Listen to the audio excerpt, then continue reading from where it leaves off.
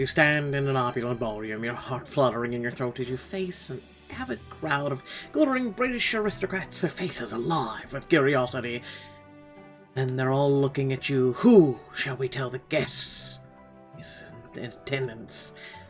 It would be wise to put your best face forward.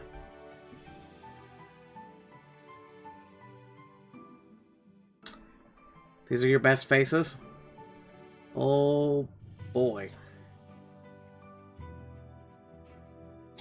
Excellent, madame, if you'd be so kind to select your hairstyle. Wondrous waves on the side. Girls, do the wave. Feel like short redhead works out this one. We'll do short redhead, actually. Very posh, don't you agree? It's brill, it's bollocks. And what shall they call you? Sure, Sophie. MacDonald. The night's about to begin. Excuse me, if I could have your attention, I'd like to introduce the woman of the hour, the reason we're all gathered here tonight. The next Lady Montjoy, Sophia MacDonald. E-I-E-I-O. The glittering assemblage claps politely, but not so loud that you can't overhear their whispers. Is that really her? But she looks so common. She's not just an American, she's a journalist. I wager that's even worse. Oh, this will make the most delicious gossip at the club. Assessing stares and critical voices wash over you. You gulp as you gaze out at the crowd. How did I ever wind up here? Chapter 1. The Mysterious Heir. Harry Potter. Actually, that's a bit of fun of a story. It started a few weeks ago when you were still feeling more like yourself. Speaking of, what's your usual style? For the love of what the hell's going on? Sure, we'll go with all of Flutter. I swear to God, if this is like royal hair. Here goes nothing. You land in London. After a 7-hour flight, exhausted, you stumble out of the Heathrow airport. Just as a sleek BMW roadster glides up to the curb, behind the wheel is Nigel, your friend from college. Nigel. Oh, damn good to see you again. Toffee, it's been too long. Way too long. College graduation was, what, 6 years ago? Unacceptable. Once you've got your bags in the trunk, Nigel zips onto the M4 motorway, reaching into the center console cup holder to hand you a coffee cup, still warm to the Dutch. A toffee mocha latte, to be precise. Never had it, but okay. I can't believe you still remember my coffee order. Undo your nickname, but I can't believe is that I braved the heathen depths of star beans for you. Those places are absolutely dire. In that case, why does this cup say Belinda? I always use my alias. My reputation would plummet. People knew I was there. I'd never be invited into a decent party again. Yeah, but we both know you're secretly a little basic. Keyword secretly. While I'm being grateful, thanks for taking a day off from the bank on my behalf. This tour will be way better with you there. I meant to ask, why are you touring Barrington House? I found a memoir from the 13th Duchess of Wessex, Gemma Montjoy, where she alluded to some scandal with her husband. She said I bought my freedom from him and comfort for life in exchange for silence. They got me thinking families like the Montjoys must have more secrets in their past, but no one has ever exposed them. If I did, I know there would be an audience. Luckily, an editor agreed. Plus, they love my Royals coverage for Bella magazine. They want me to turn this idea into a book. That's incredible, but is a house tour really the best place to start your research? The servants will be there. You never know who I talk. Plus, I'll be able to get a sense of the estate. I'll need that to set the scene. Nigel casts you an uncertain glance and sets his eyes back on the road. I'm sure you know what's the all about.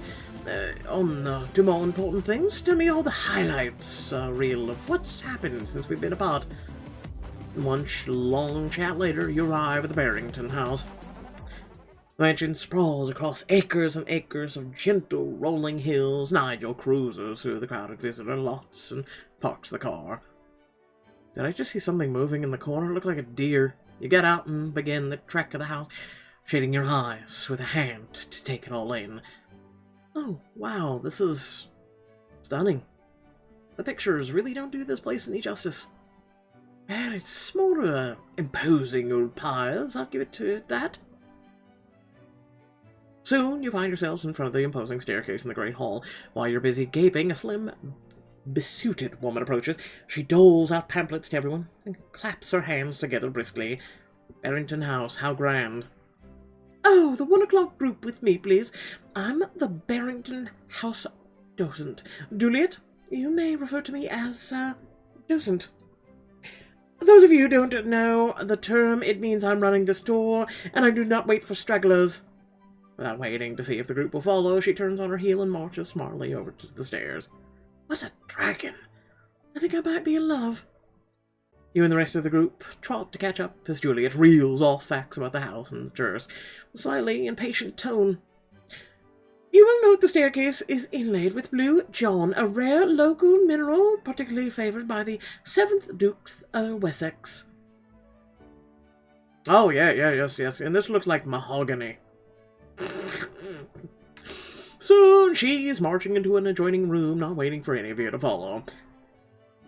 This room was intended to be fit for a king, quite literally. The drawing room was part of the royal suite, designed to lure George III and Queen Charlotte into visiting Barrington House. Unfortunately, the infamous quail duck oose incident caused a permanent rift between Charlotte and the then Duchess, though it is recognized by the modern historians as one of the favourites first histories. Food in a food achievements. What? As Juliet drones on, you flick Nigel a desperate look and murmur to him under your breath, is this woman even making sense? No, she's not. Isn't she just going to tell us anything juicy? This is useful to know, I guess, but also kind of perfectly dull. Wait, forget what I said. Toffee, it's another special chair. Your spirits lift slightly as Juliet leads you into the gallery, the walls hung with gilded portraits of aristocrats peering down their noses. Gazing up at the paintings, you lift your hand and waggle your fingers until you catch Juliet's eye. Is it a question? Go ahead. I was wondering, was the Duchess as cruel as she looks? Were any of these painted by famous artists? Which one of were horse thieves? Famous artists. She points to a painting of a man with a twisted bilious expression and a serious abundance of nose hair. That one is of Reynolds, specializing in the grand style. They idealize the subjects, imbuing them with lofty dignity. That's supposed to be idealized? Well, even he was forced to work with what he had. The 12th Duke was notoriously averse to grooming. As Juliet continues listing detail after detail about every hairstyle, brooch, and possible digestive ailment of the portrait subjects, someone murmurs in your ear behind you. She's skipping Randy Miranda. Everyone knows she was the best of the duchesses. Startled, you glance over your shoulder as an attractive person is standing there, flashing a wicked smile. The person you meet now will be with you for the rest of the story, and your relationship could grow quite intimate. Choose wisely. You're looking at a... Why not, man?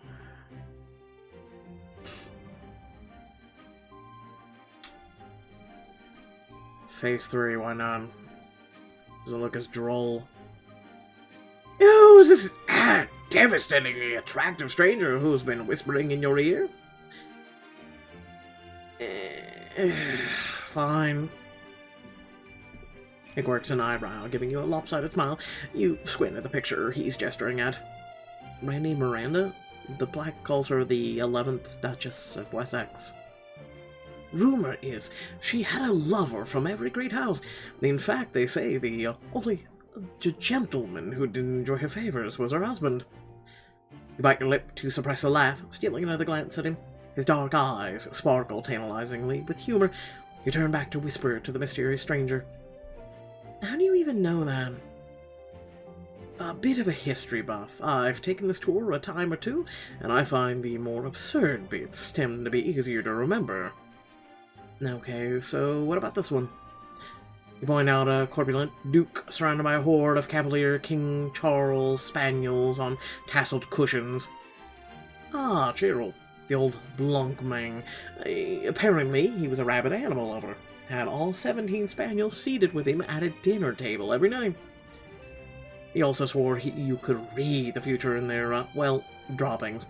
Wouldn't let anyone clean them up until he had his psychic and to read the predictions they left all over the house. The upper crust. They're very much not like us.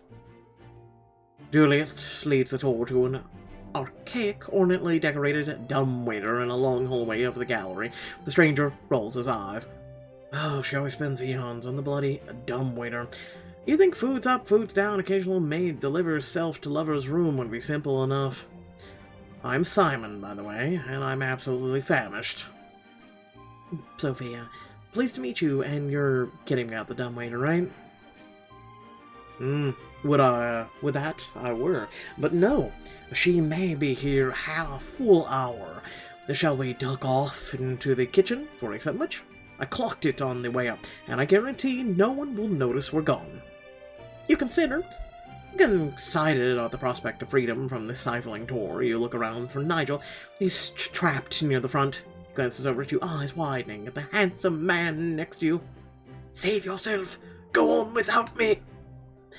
Well, I suppose I could sneak off for a few minutes. Brilliant. Head down. Try to look, dyspeptic. Keeps anyone from asking questions. Simon leads you to a spacious but cozily furnished kitchen. He ambles over to a two-door fridge, swinging it open and peering inside. What do you have? There's everything, basically. Even peanut butter. If you swing that way, if you do, don't let on. I'm more tolerant than most. That is deeply countryist of you, but I'll let it go this time. I'll have the works. Ham, turkey, sliced cheese, cream cheese, lettuce, tomato, mustard, a tiny bit of mayo, maybe olives if you have them. Perhaps I should rephrase. Is there anything I should admit? What's wrong with wanting everything all at once? Nothing, I suppose. I always have. Simon prepares sandwiches for both of you, plating them and bringing them over. The two of you enjoy them in companionable silence until curiosity overwhelms you. So where did you get the nerve to raid the fridge? He leans towards you, pitching his voice intimately lower. What are they going to do? Charge me for the ingredients? They might kick you out. Worth it. Besides, isn't this loads more fun than learning about yet another tapestry? Seriously though, how do you know all about this? About the family history, the secret fridge? Do you work here, or... He grins and pushes the plate away, placing his fingers on the tabletop and leaning forward to fix you with a dark, inviting look. More or less, yes, if you ask my overlords, though, still more than I'd like. Now that you've found out my secret, you may as well join me for a cup of tea.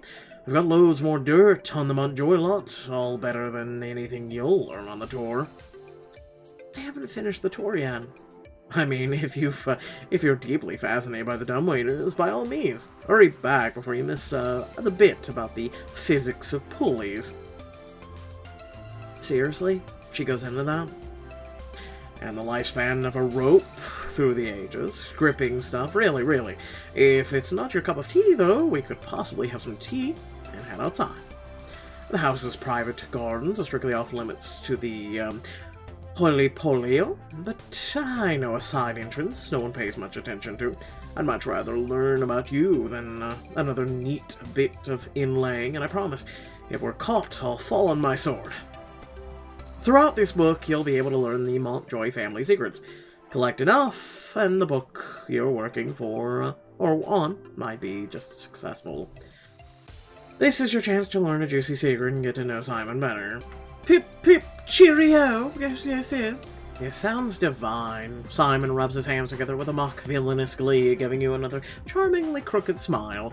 I thought I smelled a fellow rogue. Now I know we'll get on fabulously. You know what they say about well-behaved women in history. Grinning at you, Simon rises from the table and fills the kettle before settling in on the stove. He digs 2 oversized mugs out of the cupboard nearby, setting the chipped one in front of himself.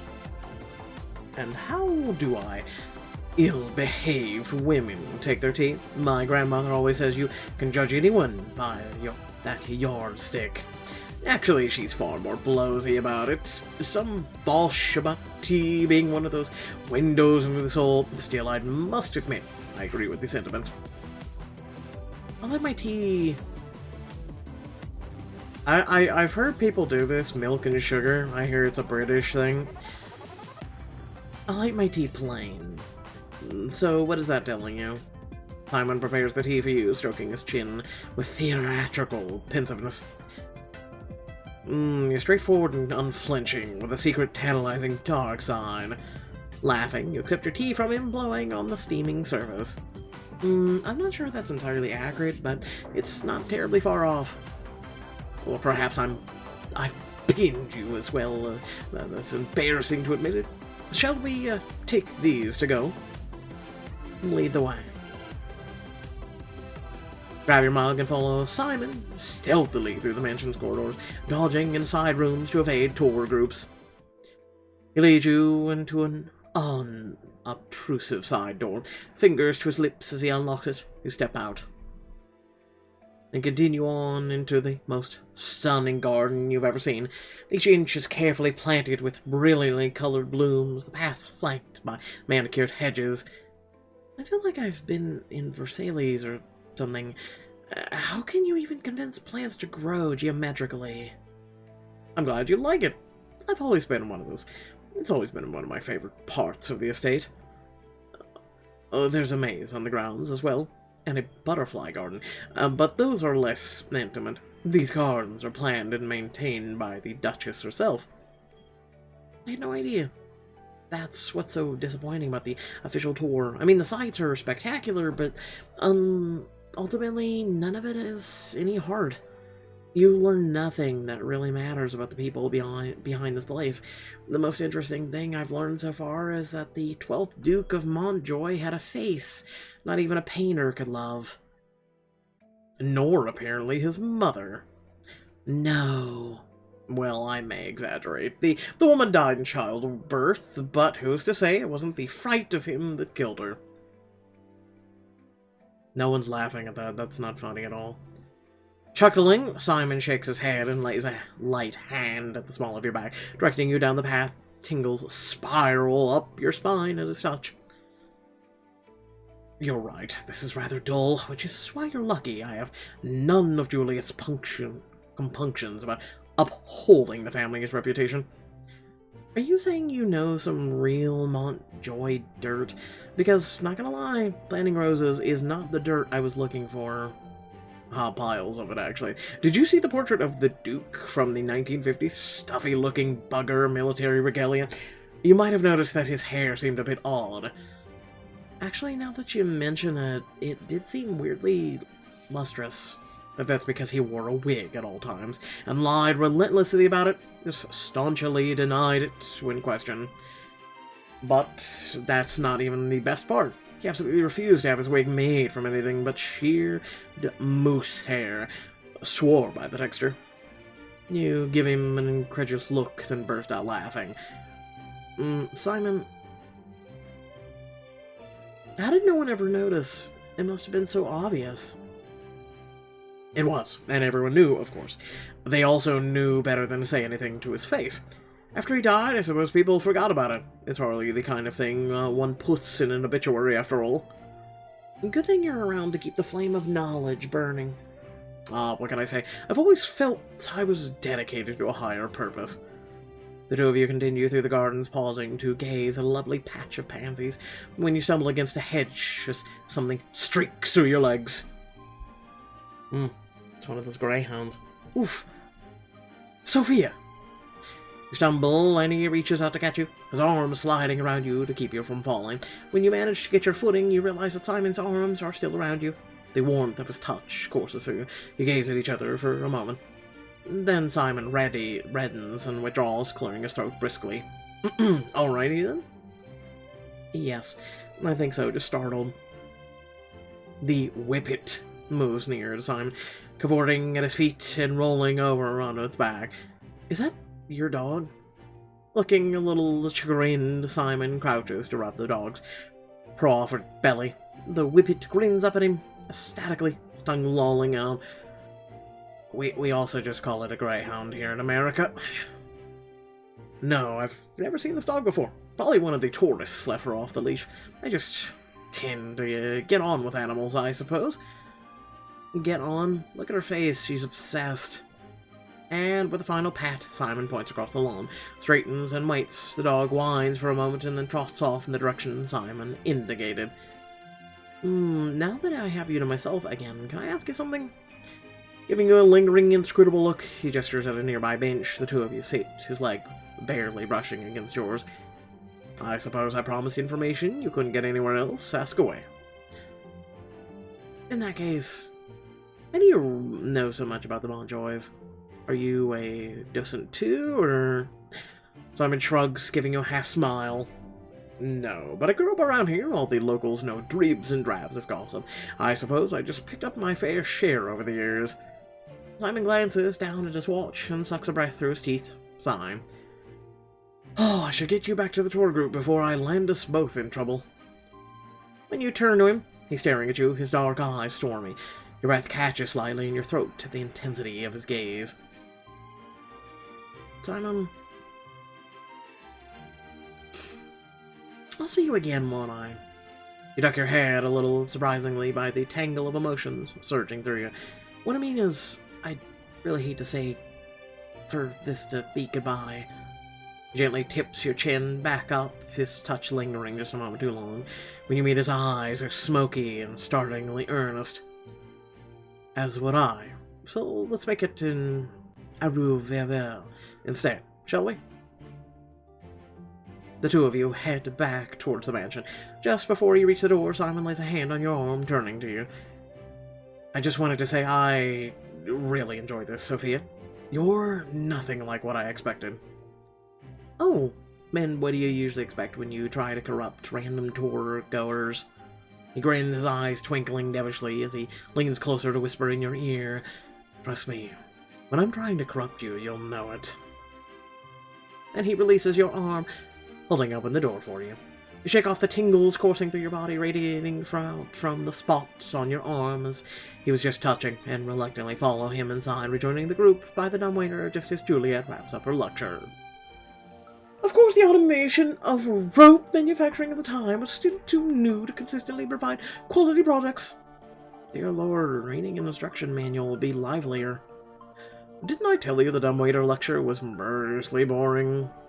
Before you can say anything, Juliet turns to you both, and her face suffuses with pleasure. Oh, what an absolutely lively surprise. How fortunate for you all.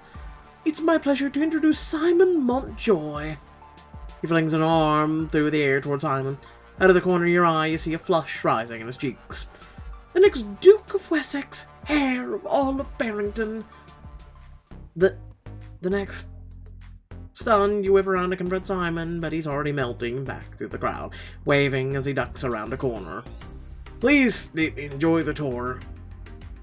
Nigel elbows his way to you, his brow wrinkled with concern, and he grips your upper arm. Toffee, what were you doing with Simon Montjoy? This whole entire time you were like, go save yourself, and now you realize it was him? I'm just... plotting revenge scenarios. I'm fabulous, just streaming up all the ways he needs to suffer for tricking me like that. I can't believe he let me think he was just a random person on the tour, like I'm some oblivious idiot. Don't beat yourself up over it, Toffee. I live here, I religiously read the tabloids, and I didn't even recognize him. Ah, is that where we're going with? I must say, I hadn't realized how absurdly good-looking he is. I'd call him your Grace any day, if you know what I mean. Ah, Nigel swings both ways. I suppose he is attractive, if you're into bold-faced liars with zero scruples, that is. Whoa, whoa, whoa, whoa, whoa, whoa, whoa. So we'll get one in chapter 4, 6, 7, 10, 11, and 15. Little pieces, it looks like, in the main picture as well. AVSP! You just met the reclusive Simon Monjoy, heir to all the Barrington. As your investigation continues, you'll have opportunities to unlock more family secrets that will determine whether your book succeeds. As Juliet brings the door to a close and the crowd disperses, you follow Nigel outside, still fuming. Near the edge of the grounds and gardens, you spot Simon petting a different, but equally adoring, dog. Hey, Simon. As that snaps up as you dog over to him, hands clenching into fists. What was that all about? Why would you trick me like that? Simon rises slowly, giving the dog a last pat on the head before meeting your eyes, one eyebrow quirked in mild amusement. It was just a harmless bit of sport. I heard through the grapevine that Nigel Brooks had booked a tour with a pet reporter in tow. He stared at him incredulously, the last of the charged intimacy between you evaporating into annoyance. I am not a pet. Nor much of a reporter either, it would seem. I mean, if you didn't even know what I looked like. He shrugs, laconically, casting you a droll look. Wouldn't a real reporter have seen through me? How dare you? He glared at him, almost dumbstruck by his gall. Soon the indignant words come flooding out. Are you serious? There are no photos of you in existence. You might as well be a vampire. How could I possibly have guessed who you were? So it didn't even occur to you to take a wonder if I might be walking around like I owned the place because I, well, owned the place? You skewer him with a glare, gritting your teeth. Well, now I do know what you look like. You should know that I'm playing in the big leagues.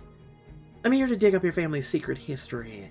And don't try to tell me there isn't one. I'm not buying into any more of that studied whimsy crap. Simon rolls his eyes with maddening indulgence, hooking his fingers into his pockets. Is that a threat? Oh my, I'm shaking in my boots. The reporter who took the bloody public tour is going to expose us. You're quite clearly in over your head here, just fathoms out of your league. Keep telling yourself that, Simon. It'll only make my job easier. On that note, you'll have to excuse me. I have to go gird my loins. With a sarcastic little wave, Simon wheels around and strides across the lawn. Nigel hurries over to you, eyes wide. What was that about? I thought you were going to pounce on him like some kind of boomer, not a sexy one. Nigel? It was nothing I can't handle. We had a difference of opinion. He thinks toying with me is just a bit of harmless sport. I happen to disagree. Oof, did he really say that? It's okay, Nige. He'll find out who he's dealing with soon enough. You spin on your heel and march away. When you turn back for a parting glare, you know Simon talking with a well-dressed woman. He frowns at something she says and then reluctantly starts following her across the lawn. I bet they're up to something and I'm gonna find out what. We'll see who's a reporter now. Simon Montjoy. Nigel, follow me. There's something I need to see about. Not waiting for an answer, you sneak along the edge of the hedge. Suddenly this has turned into Scooby and gang. Stopping just shy of where you see Simon and the woman walking, shushing Nigel preemptively as you draw yourself up against the foliage. Of course I'm sorry the car was wrecked, but you have to know it wasn't my fault. You turn to Nigel, your heart pounding with anticipation as the figures head towards a nearby greenhouse. A car wreck. We have to go see who he's talking to. And what he's saying. Oh, Toffee or in Britain. His dropping's just not done here. Especially not when the person you're proposing to eavesdrop on has owned a good chunk of the country for a good chunk of its history. Shushing Nigel, you drag him along until you're close enough to the greenhouse to make the figures out. This isn't the time for tired excuses, Simon. God knows I've heard enough of them from you. Dear Lord, it's Margaret Montjoy, the Duchess. I've only ever seen her maybe like 3 times in my entire life. Oh, this isn't fair, grandmother. I know what it looks like, but this is nothing like the last time. Isn't it? Because to me, a total vintage Jaguar Roadster looks like... The two disappear into the greenhouse, their voices muffled behind glass.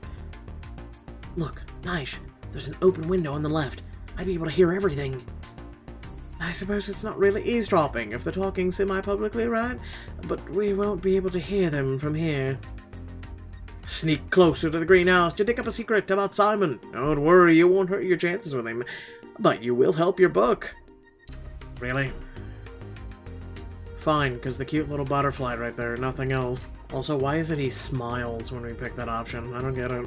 Heart battering against your ribs, you tug Nigel along with you, ducking under the open window.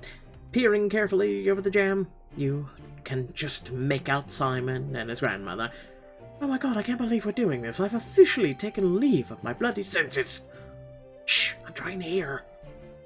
You fumble your notebook and pen out of your purse as the conversation grows more heated. I'm telling you, it's not how it looks. It wasn't even my car, it was Lulu's. No one was drinking or anything, I promise.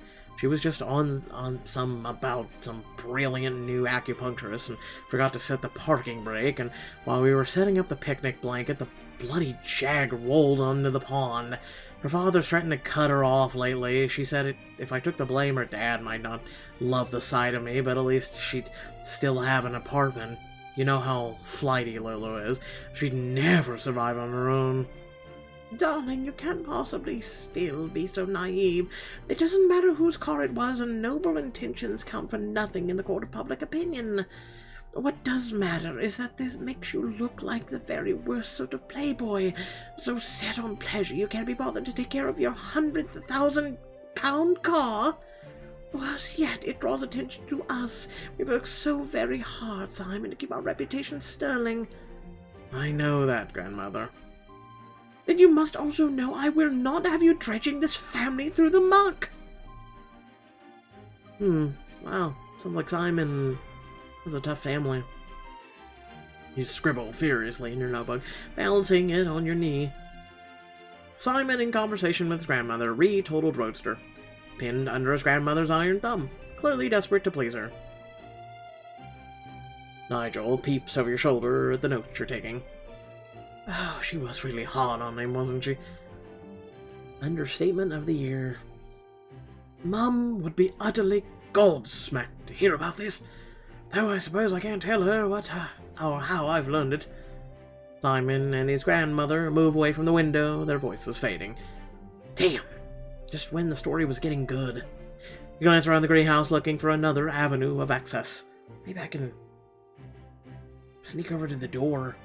With Nigel in tow, you scurry over to the greenhouse door.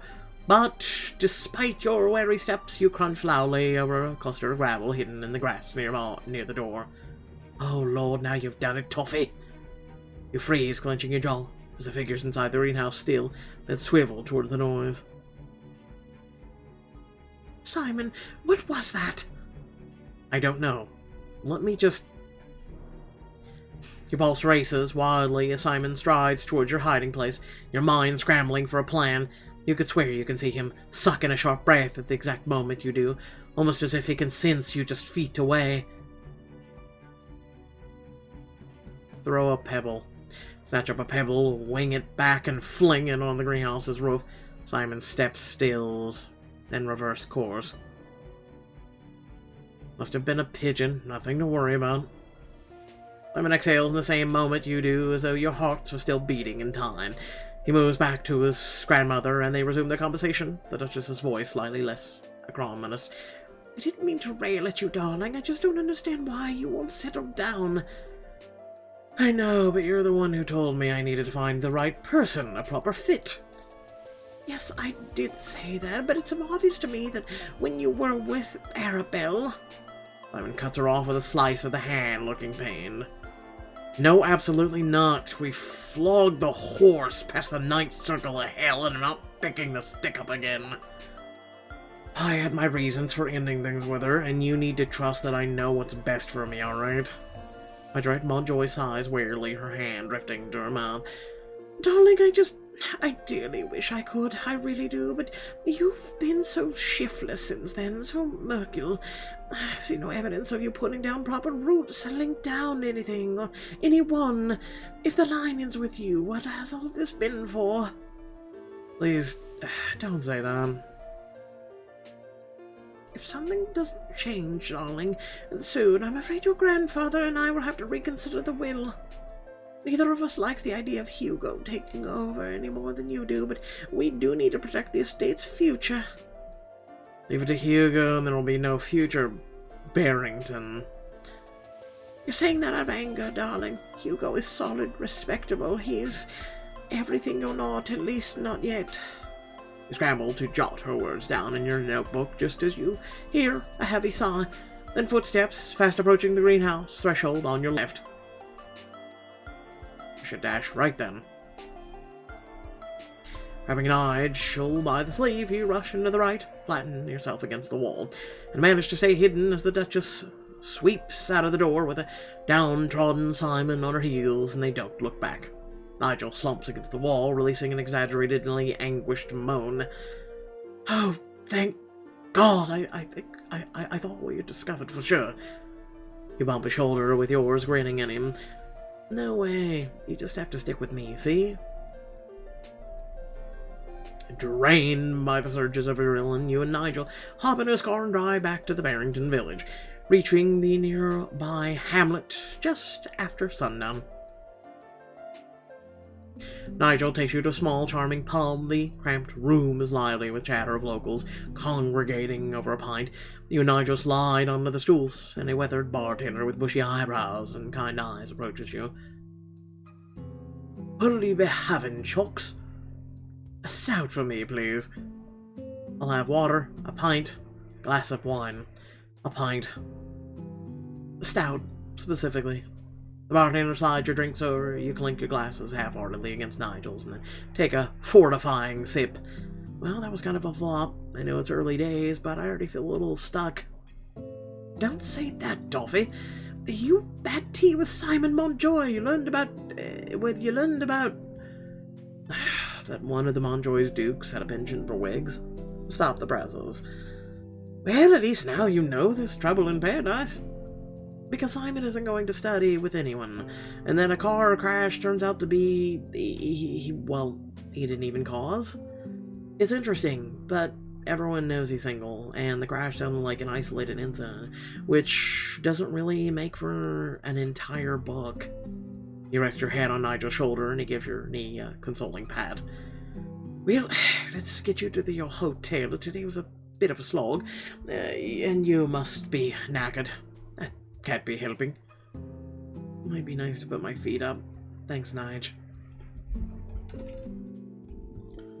After Nigel drops you off at the lovely Barrington Village Hotel, you curl up in bed with your laptop, trying to salvage the day by digging up leads on the estate. There's gotta be more to you Montjoys than in one infuriating hair. I'll search newspaper articles. Okay, so family scandal, Barrington secret estate secrets, Simon Montjoy. You type in the search, squinting against the laptop's glare. A single article pops up. The Cherwell Kingsbridge College student newspaper. Okay, now we're getting somewhere. But the article doesn't include a photo and barely name-check Simon. Members of the Kingsbridge Boat Club's winning blue boat crew include... So Simon was on the crew team. Not particularly surprising. You're about to give up and find some British TV to salve the wound of all the nothing you found when your phone rings and it's your editor, Patrice. I should probably take this. Sophia, as you're my favorite Anglophonic author, have you turned up any breathtaking Montjoy family scandals yet?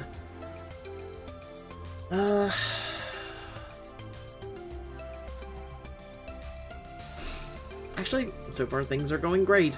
I took the house tour this afternoon. I got all really good background information. The public house tour?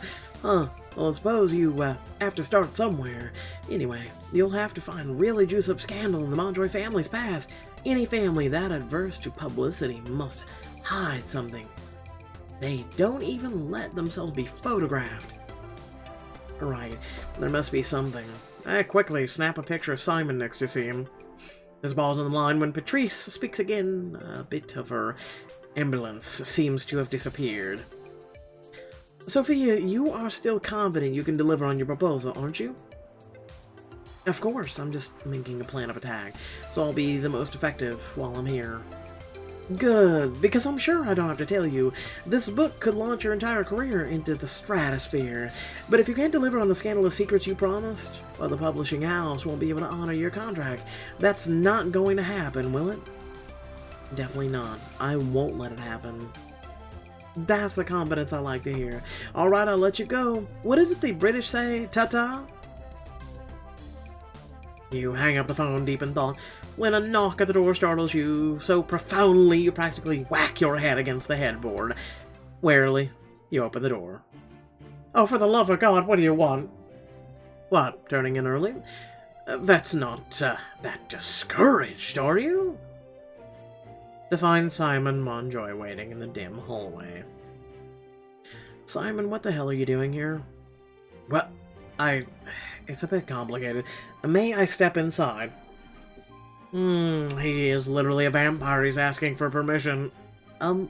Sure, I guess. Oh, and this is how you die. You shuffle aside to let him in, still reeling at his sudden presence. He stays silent for a long moment, giving you a lingering, inscrutable look.